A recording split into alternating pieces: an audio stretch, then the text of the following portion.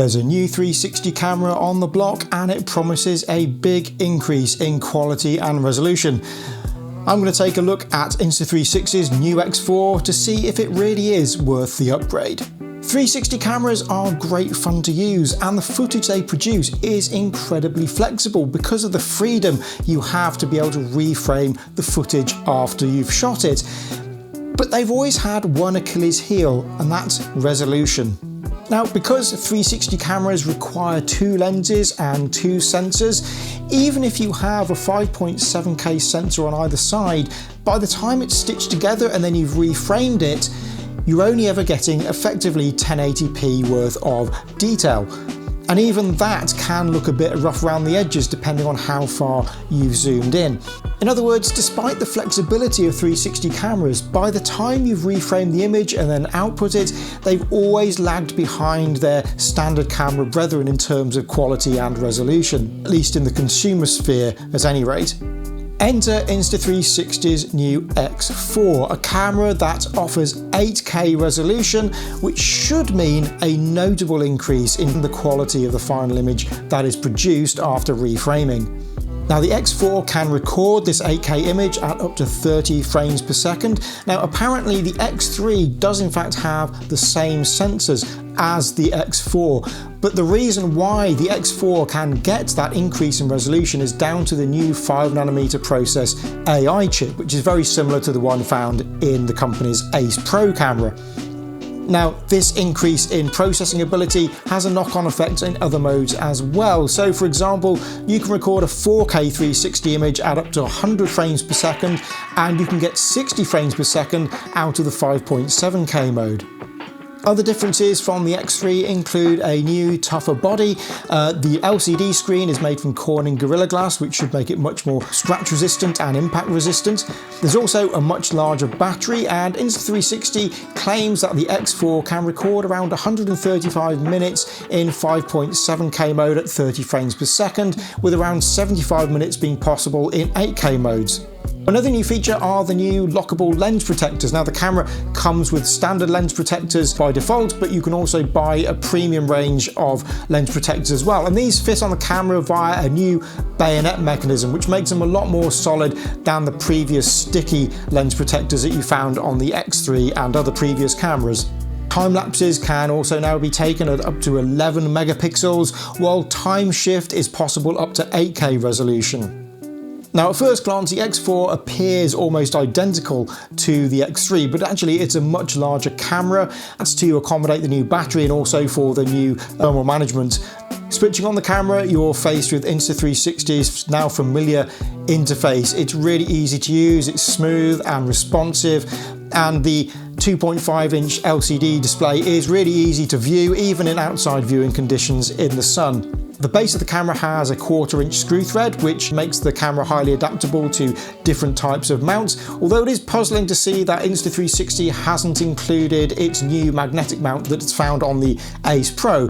You can buy an adapter to make it compatible, but I would have liked to have seen this included as standard because the magnetic mount system is just so convenient to use.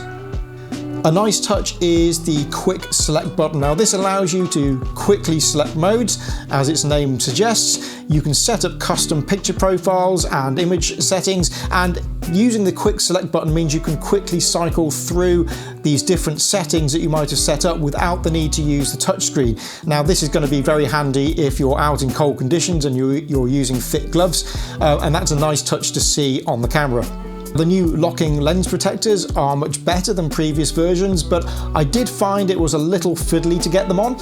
I have to kind of really grip onto the glass to be able to rotate it into position, so you'll need to have a lens cloth on hand to make sure you can get all your fingerprints off the lens protectors once you've attached them. But once they're on, they're very solid. Another thing to say about the new lens protectors is they are not waterproof, so if you submerge the camera in water, they will fill up quite quickly. I hope that with a future iteration of the camera, they will make some kind of rubber sealing to make them fully waterproof. The only way to protect the lenses while you're using the camera in water is to use the invisible dive housing, which of course adds a lot of bulk to the camera and makes it less convenient for mounting in different situations.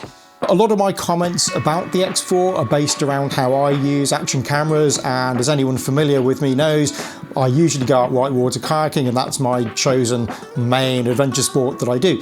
So the X4, in terms of mounting it for action type shots, it's not as convenient as a standard action camera that you might find on the market. The vertical configuration makes it a bit unwieldy for mounting onto a helmet, although there might be ways of adapting it so that it can lie flatter rather than standing up vertical. But it does work well in a chest mount situation, such as when you're mountain biking or you might be doing sup paddling. Generally, I see the X4 as a camera that you will obtain third-person shots rather than first-person shots for the most part. So it's often going to be found on the end of a pole or other type of mount rather than shooting first-person style shots. Another problem with using the X4 on a helmet mount is the protection aspect. Now, you can use the lens protectors, but as I say, in kayaking that's not going to be very useful because they fill up with water if you go upside down. So again, you will have to use a dive housing for that waterproofing, and mounting the X4 with a dive housing on a helmet is quite an unwieldy and bulky affair. That said, it's probably not the main use case scenario that the camera has been designed for, so perhaps I'm being a little bit over harsh about it here, but I have seen people mount these cameras on a helmet, but just for whitewater kayaking, I think it puts the camera at quite a risk of damage. And as I say, with the invisible dive housing, it's a bit too bulky to mount on a helmet. So I would recommend for this type of sport to mount the camera on the boat or in some other kind of position where you might get a more creative shot, and then reserve your standard action camera for use on your helmet. I have to say though that if Insta360 does redesign or make available lens protectors that do have some kind of rubber sealing for waterproofing, it would transform the usefulness of the camera in water sports based scenarios, for me at least. That said, the camera does feature a couple of single lens modes, which makes it behave a bit more like a traditional action camera instead of capturing a 360 panorama. Now, you can record 4K with these modes. The frame rates depend on which one you select. Now, one of the main modes is the free frame video mode, and anyone who's used one of Insta360's previous cameras, such as the Go 3 or the Ace Pro, will be familiar with this mode. It allows you to choose your field of view in post and do a bit of other reframing as well. You also have a Me mode, and this is great for doing vlogging style shots where you don't want to manually reframe your image after the fact. Me mode works by mounting the camera onto the invisible selfie stick and will keep you in the frame without you having to do anything. So this is a really useful mode to have if you're doing lots of vlogging and you just don't want to be doing all that reframing afterwards. It's a very convenient mode to have on hand, and if you put it on one of your custom modes, then it's very easy to go into and select when you need it. Frame rate wise, free frame mode is limited to a maximum of 60 frames per second no matter what resolution you select, although the Me mode will go up to 120 frames per second if you drop the resolution down to 2.7K. Now the question is, does the 8K really make a difference? And in my mind, yes, it does. It makes a significant difference from previous 360 cameras, particularly in the consumer realm. It has to be said that the X4 isn't the first 8K 360 camera, but as far as I'm aware, it's the first really decent consumer 8K based 360 camera. Now, as I say, 8K mode on the X4 is limited to a maximum of 30 frames per second. So if you want higher frame rates, you're either going to have to drop the resolution of the camera down. That will obviously have an effect on your overall output resolution and quality, or you can use software like Topaz to increase your frame rate on your 8K footage. The great thing is that when you're working with the 8K footage, fine detail is now visible. Tree branches now look like tree branches rather than just becoming a load of mush. You've got much more freedom to use different field of view options when you're outputting your 360 footage. Before, if you went for a narrower field of view, you'd really start to see that quality drop, but now that's not the case. Now, you're not getting the equivalent of a 4K output from it. It's around 2.7K when it's reframed, but 2.7K does upscale very well to 4K, and it is a noticeable improvement over the previous cameras available from Insta360 and other companies. One thing to be careful of though is if you're using the lens protectors but in bright sunshine or where you might have lots of lights around, you need to be careful of where that light is hitting the lens protector, because you can get some very strange lens flares going on.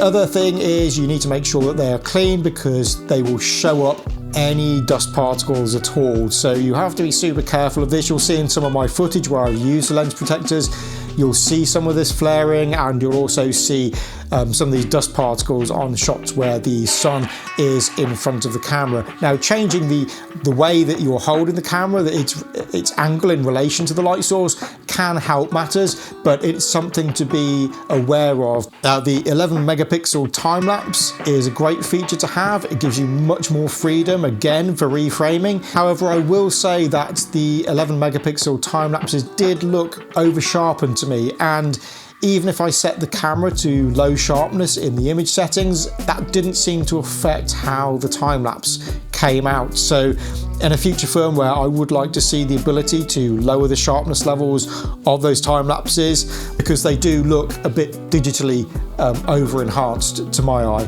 This doesn't seem to affect the time shift mode, however. The time shift does seem to respect the image sharpness settings that you've set in the menu, and you can get some great results with that. So the question is, who should upgrade or buy the Insta360 X4? If you're an owner of an older 360 camera that you use quite a lot, like the X2, then you will notice a significant bump in image quality and resolution with the X4, depending on where you output your footage. Now, if you're somebody who is coming at this from scratch and you've never owned a 360 camera before, then buying the X4 is pretty much a no-brainer for me. If you can afford it. Not everyone can afford a brand new camera. The X3 on the used market may still be a good option for you, or even an X2, depending on your budget levels. But if you can afford it and it's your first 360 camera, then the X4 is a camera that I think it should be right at the top of your list. The more nuanced question is whether you should upgrade if you already own the X3. Now, the X3 is a really good camera. It's very capable. It has a lot of the same kind of capabilities as the X4, just not in as high a resolution. So if you are a power user, I keep using that term power user, but if you're somebody who is using the camera all the time, you're using it for professional purposes, and your X3 has made its money back quite easily, then yes, the X4 is probably going to be a really good upgrade for you. You will notice the difference in the quality. But if you're a casual user and most of your footage is going out to TikTok or Instagram or Facebook, then it might not be worth the upgrade, because you still have an incredibly capable camera as it is, and it's not that old, isn't the X3. But if you're going out to something like YouTube and you want the absolute maximum resolution possible, then yes, the X4 may well be worth that upgrade, again depending on whether you can afford it. Now, I've been impressed with the X4. The resolution alone makes it a much more useful camera for me. It's going to be interesting to see where all this goes and how Insta360 progresses this even further, particularly if they release a 1-inch model using these new resolution bumps. But in the meantime, the Insta360 X4 is available now and costs £499.